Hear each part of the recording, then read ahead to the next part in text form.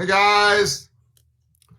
Now I've got that song, Reunited, and it feels so good. Please never do that again. Shut up. So I was saying to Ackles, we have officially changed positions because now I am like clean cut and have the Dean Winchester haircut, and he is rocking Sam Winchester circa season 1. It was like, well, yeah, I mean, you kind of had there was a little of this. There was a lot of bangs going on early on. Well, I had to hide the forehead, man. I got the Polish forehead. I don't know This is. Oh my gosh. Oh, I look like somebody who belongs in prison. It's like, listen, Your Honor, you're right. I shouldn't have taken that family captive. I shouldn't still have them captive. Yeah. So here's the deal, Jared. I need to ask, you do like these like weird top knots, which I know not going to happen. But it's a man bun. It's not a top knot. It's a man bun. Whatever it is, it's wrong. Secondly, is what kind of beanie needs to happen in order to kind of make this not do like basically that. Well, that looks like Sonic the Hedgehog or like an anime character. It's Ace Ventura. Get it straight. It's Ace Ventura with a beard. I think it's Dragon Ball Z. So Maisie, if you're out there, Maisie was the first one to ever buy me a Beachfield. This is not a paid ad, but I wear Beachfield slouchy beanies because my. So you still wear? So you now? Fun fact, right? You actually tried to contact those people and say, "Hey, I can't find you. I'm out of your Beachfield, and they only make them in the UK. And you couldn't get them in." It's changed now. You can get them on Amazon now. Okay. But like 4 or 5 years ago when I got them, I was like, these are amazing. I tried to buy them here in the States, or we were in Canada filming like season 10 or something. And I was like, hey, I can't find your beanies in Vancouver, but I live in Texas as well. I go to LA sometimes. And they're like, oh no, mate. Well, glad you like our product. And I was like, okay, I'm gonna kick it up a notch. And I was like, well, while filming my TV show, I do travel around to Toronto. And they were like, oh, TV. By the way, I don't know if you're doing like Brisbane, Australia, or like South Africa, or combination, like Inverness, Scotland. Like, by the way, that's where they're a little bit of everything. Well, right? His mom was from Inverness, but his dad was from Brisbane. So yeah. And then they were raised in Johannesburg. Okay, well, then it really makes sense. I mean, you're killing it. You're nailing it. Yeah. So, okay, mate. Well, we love TV as well. And I was like, hey, can I buy a bunch? And they're like, oh, no, but we wish you well. And I was like, Sonarzavar. Basically. And so finally they sell them on Amazon. But now I don't. But the awkward thing now is that you don't really need it. I don't need it. So I started wearing beanies. I think some people know this, but because I was working out at Bally's Total Fitness in Studio City. I think it's Bally's 20 years ago. And as I was running, my hair was flipping around, and the person on the treadmill next to me was like, they were looking around like something was dripping, and they realized it was my hair like flying in the wind. I had your hair.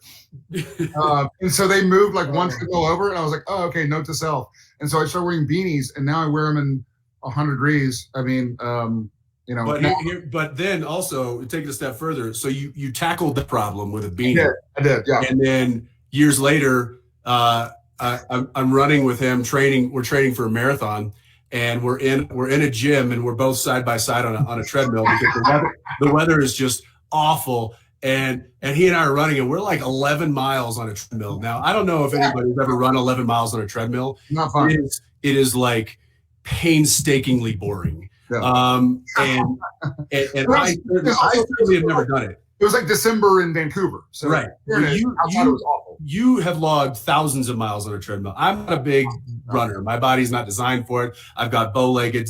I should be riding a horse. But we're running, and we get it to like mile 5 or 6 or whatever. And I noticed that from my elbows, I'm flinging sweat. It's just flying. And I was making fun of Jared earlier when we got on the treadmill of why are you wearing socks on your sleeves? Like he had like these tight things on his arms. And I'm like, we're inside. It's not, I mean, I understand if you're going to go outside for the warmth and stuff. He's like, you'll see. And within like 6 miles, it was like flinging sweat all over. And I like had to figure out, like, I don't know what I did. I just kept toweling my elbows off as I'm running. I'm just it was awkward. It was an awkward running position. It was really awkward. And then you moved over because you were embarrassed of me, and that's fine. Well, I was just like sick and tired of your sweat. Of getting hit, hitting you in the face. Whole sweat. The weld sweat. All right. Hey guys. We probably should answer some questions because it's been a while since we've done this. Clearly. First and foremost, I think I'll speak for both of us. Say we miss you guys. Thank y'all for joining us on a Sunday. I miss you, dude. I miss you better. You know, this is the longest Jared and I have gone without seeing each other in 15 years. I know. I started to. I was with on your birthday. Happy birthday, Ackles. I would sing to him right now, but we don't have a group, and I can't sing alone. And you can't fall in the background and let everybody. Happy birthday, Jensen. Happy birthday. I was with Jen for our anniversary trip, and happy anniversary. Yeah, thanks. Happy birthday. But I started typing out a birthday. I was like, oh, I'm gonna like do a birthday tweet or something, like it's my boy's birthday. And then I was like, how do I word this? And I was like, well, this is the first birthday in 17 birthdays that I haven't like been able to give you a hug and go like happy birthday. You know, it's weird. I got a little teary, and I was like, I'm not sending that. I'm gonna push it inside. It's healthy to hold it inside. Just push down. But you don't look a day over 41, man. Hey, I don't feel a day over 47, so it's fine. All right, let's do some questions here. You want to take the first one there, brother? Betty B, you got it. Betty B, Brittany Marriott. This is Jenny from VA. Oh, okay. Brittany is Brittany. Okay, got it. I was like looking at the. So Brittany, our friend Brittany, it came from her, but it says, this is Jenny from VA. What is something you have learned about yourself as parents during this past year? Ooh, okay. I'll give it a go. I have learned that I think I've learned some degree of patience, but in real time, I've learned that I simply could not do it without my wife. I'm really good in spurts. Like Jensen was saying that he's not a big marathon guy. He's more like a high octane athlete. Like sprint, fine, he'll do it.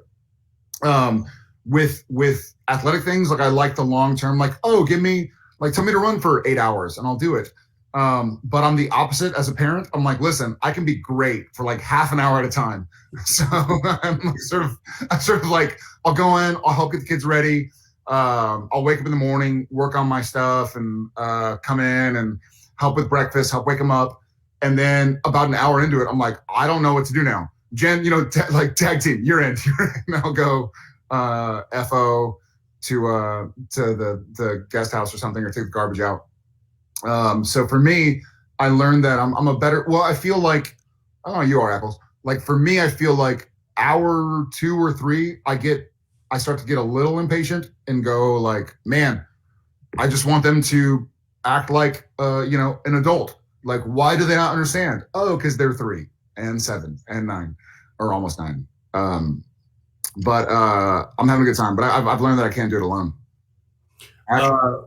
Yeah, I would say that what I've learned is I've always been, or at least I've always thought I was quite a patient person when it came to, worldly dealings and dealing with friends and dealing with family and dealing with relationships. And I always found that I had quite the long fuse. I think Jared could probably attest to that. And I've found that my fuse is far shorter than I had ever hoped it would be. And that is to say, not that I'm getting angry or anything. It's the frustration. And like Jared said, it's when you've got three, and he and I both have three children, it's there's a lot, and I have learned to ask for help. I have learned to not try and do everything that I thought I was going to be able to do, which is like get all of them ready for bed within 30 minutes. Like, oh, so and so is calling in 30 minutes, or you got to Zoom in half an hour. You got to get so and so ready, or you got to do this. Be like, oh yeah, I got that. So it's I think learning to extend that fuse. And that's something that I've done as a parent, and as a man, inherently, like, we don't want to ask for help. That's not our MO. We want to fix things. We want to do it ourselves and complete the task. So I think realizing that that's not always going to be the case, and that you not only need help, but you need to have more patience.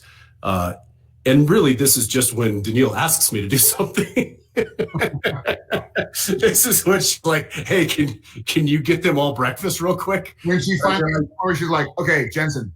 Yeah, but meanwhile, I'm just coming too.